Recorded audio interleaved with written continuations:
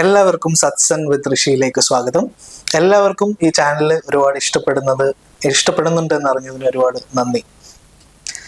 എല്ലാവരും എൻ്റെ അടുത്ത് ആവശ്യപ്പെട്ട ഒരു കാര്യം, ഈ ചാനലിൽ നമ്മളൊരു ഗ്രൂപ്പ് ഉണ്ടാക്കണം വാട്സാപ്പിൽ. അപ്പോൾ അങ്ങനെ പറഞ്ഞിട്ടുണ്ടായിരുന്നു. അപ്പോൾ നമ്മൾ അതനുസരിച്ച് ഒരു ഗ്രൂപ്പ് സ്റ്റാർട്ട് ചെയ്തിട്ടുണ്ട്. ഫ്രീ ആയിട്ട് എല്ലാവർക്കും ജോയിൻ ചെയ്യാവുന്ന ഗ്രൂപ്പാണ്. അതിനകത്ത് നമ്മൾ ഒരുപാട് പോസിറ്റീവായിട്ടുള്ള കാര്യങ്ങൾ, മാനിഫെസ്റ്റേഷനെ കുറിച്ചിട്ട്, അതേപോലെ നല്ല നല്ല പോസിറ്റീവായിട്ടുള്ള കാര്യങ്ങൾ, ന്യൂ ടെക്നിക്സ് എല്ലാം ഇടുന്നതായിരിക്കും. നിങ്ങൾക്ക് ആ ഗ്രൂപ്പിന്റെ ലിങ്ക് ഈ ഡിസ്ക്രിപ്ഷനിൽ ഇട്ടിട്ടുണ്ട്. ആ ലിങ്ക് ക്ലിക്ക് ചെയ്യുമ്പോൾ തന്നെ നിങ്ങൾ ഗ്രൂപ്പിലേക്ക് ആഡ് ആവുന്നതാണ്. അപ്പോൾ എല്ലാവരും ഈ ഒരു ടോപ്പിക്, ഈ വീഡിയോ കാണുന്നവർ ഉറപ്പായിട്ടും ഈ ഒരു ടോപ്പിക്ക് ഇഷ്ടപ്പെടുന്നവരായിരിക്കും. അപ്പോൾ ഈ സ്പിരിച്വൽ ആയിട്ടുള്ള കാര്യങ്ങളെ കുറിച്ച് താല്പര്യമുള്ളവർക്ക് ഈ ഗ്രൂപ്പിൽ ജോയിൻ ചെയ്യാവുന്നതാണ്.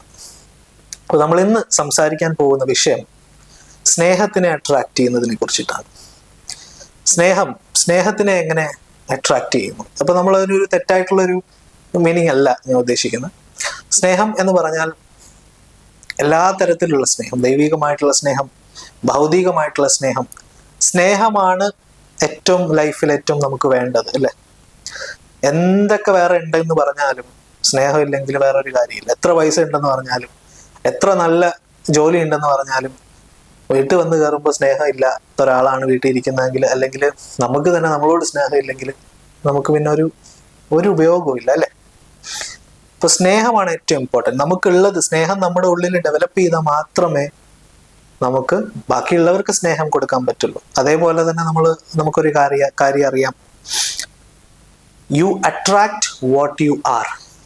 നമ്മൾ എന്താണോ അതാണ് നമ്മളിലേക്ക് വരുന്നത്, അല്ലെ? നമ്മളിലേക്ക് ആകർഷിക്കപ്പെടുന്നത് നമ്മൾ എന്താണോ അതാണ്. നമ്മൾ സ്വയം സ്നേഹമായിരുന്നാൽ, നമ്മുടെ ഉള്ളിലുള്ള സ്നേഹത്തെ നമ്മൾ വളർത്തിക്കൊണ്ടിരുന്നു കഴിഞ്ഞാൽ നമ്മൾക്ക് പുറത്തുനിന്നും ആ സ്നേഹം അട്രാക്റ്റഡ് ആവും. നമ്മൾ തന്നെ ശ്രദ്ധിച്ചിട്ടില്ലേ, വീട്ടിൽ നിന്ന് വഴക്കിട്ടിട്ട് പോയ ഒരു ദിവസം, ആ ഒരു ദിവസം ഫുള്ള് നെഗറ്റീവ് ആയിരിക്കും. എവിടെ നിന്നൊക്കെ ഫുൾ ഫ്രസ്ട്രേഷൻ ആയിരിക്കും. എല്ലാം കാണുന്ന എല്ലാം നെഗറ്റീവായിട്ട് വരും. അത് നമ്മുടെ ഉള്ളിൽ അതാണ് ദേഷ്യം, നമ്മുടെ ഉള്ളിൽ ആ ഒരു വികാരമാണ്. മനസ്സിലായി? അപ്പോൾ നമ്മൾ അതായിരിക്കും അട്രാക്റ്റഡ് ആവും. അപ്പൊ നമ്മൾ ഇന്നിവിടെ പറയാൻ പോകുന്നത് ഒരു മന്ത്രമാണ്. ഈ മന്ത്രം ഉപയോഗിച്ച് നമുക്ക് എങ്ങനെ, ഇതൊരു അഫമേറ്റീവ് മന്ത്രമാണ്.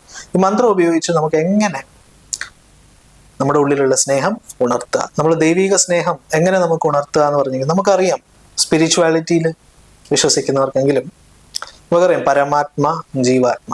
പരമാത്മാവിന്റെ ഒരു സ്പാർക്കാണ് ജീവാത്മ, അല്ലെ? പരമാത്മാവിന്ന് വന്ന ഒരു സ്പാർക്കാണ്. അൾട്ടിമേറ്റ്ലി നമ്മൾ ഒന്നാണെങ്കിലും അത് റിയലൈസ് ചെയ്യുന്നത് വരെ നമുക്കൊരു സ്പാർക്കാണ് എന്ന് നമുക്ക് പറയാം.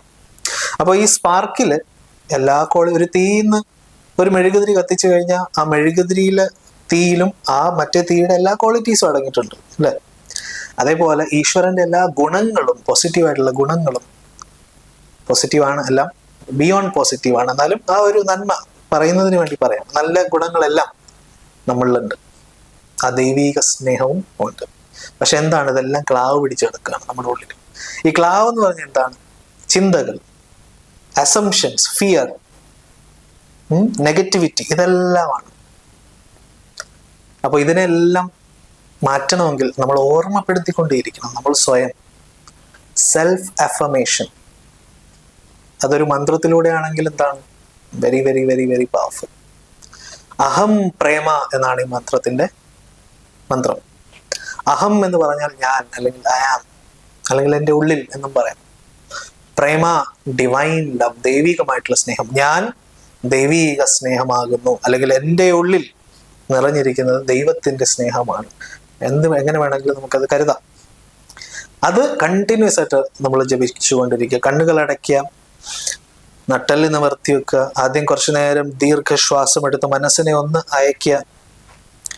അതിനുശേഷം അഹം പ്രേമ, അഹം പ്രേമ, അഹം പ്രേമ, ഇത് വെറുതെ ഇങ്ങനെ അഹം പ്രേമ എന്ന് ജപിക്കല്ല.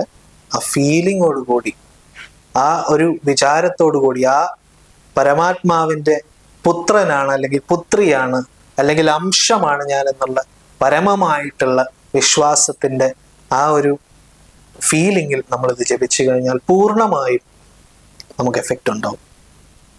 നമുക്ക് എഫക്റ്റ് ഉണ്ടായി തുടങ്ങും.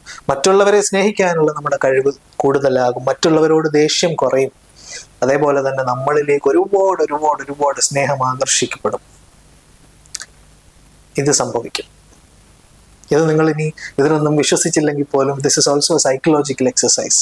ഇത് നമ്മൾ പറയാണ്, നമ്മൾ സെൽഫ് അഫേം ചെയ്യുകയാണ്, നമ്മൾ സ്വയം സ്നേഹമാണെന്ന് പറയുമ്പോൾ what you think you become അല്ലേ? നമ്മൾ എന്തിനെയാണോ കണ്ടിന്യൂസ് ആയി ധ്യാനിക്കുന്നത് അത് നമ്മളുടെ ബ്രെയിനിൽ ഒരു പാറ്റേൺ ആയി മാറും.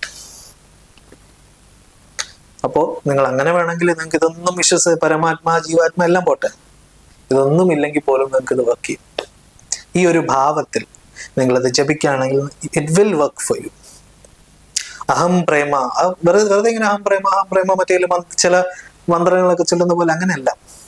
ആ ഫീലിംഗ് ആണ് ഇതിന്റെ കീ. ഈ മന്ത്രത്തിനെ തുറക്കണമെങ്കിൽ ഇതിന്റെ കീ ആണ് ഇതിന്റെ ഫീലിംഗ്. ഫീലിംഗ് ഇല്ലെങ്കിൽ ഇത് വർക്ക് ആവില്ല.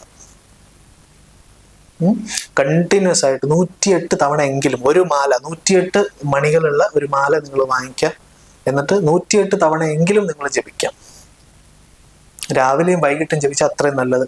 ഈ മന്ത്രത്തിന് ഈ സിദ്ധികളുണ്ട്. മന്ത്രസിദ്ധി വരുത്താനുള്ള 1,25,000 എന്നൊക്കെ പറഞ്ഞിട്ട് ഒരുപാട് ഇതുണ്ട്. അപ്പൊ അത് ഒറ്റ ട്രിപ്പിന് ചൊല്ലുകയല്ല, നിങ്ങളിത് പതുക്കെ ജപിക്കുമ്പോൾ ആ ഒരു സിദ്ധി നിങ്ങൾക്ക് കൈവരും, മന്ത്രസിദ്ധി.